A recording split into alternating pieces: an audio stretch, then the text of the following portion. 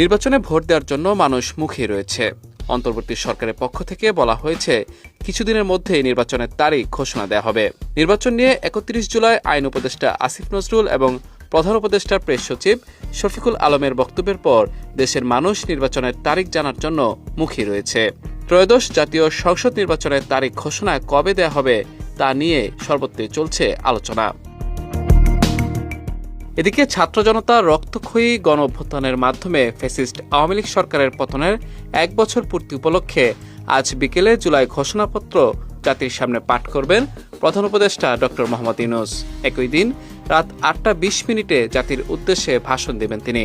Bangladesh television, VTV news ও বাংলাদেশ বেতার ভাষণটি একযোগে সম্প্রচার করবে।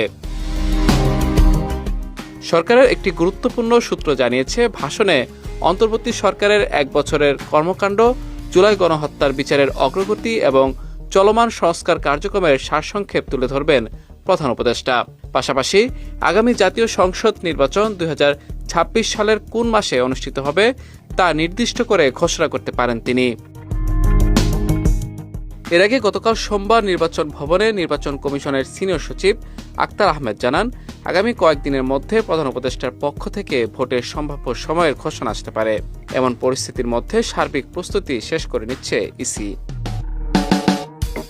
অন্যদিকে গত ২৬ জুলাই রাষ্ট্রীয় অতিথি ভবন যমুনায় ১৪টি রাজনৈতিক দল ও জোটের সঙ্গে সংলাপে বসেন প্রধান উপদেষ্টা। সেখানে তিনি জানান, শিগগিরই নির্বাচনের সময়সূচি ঘোষণা করা হবে।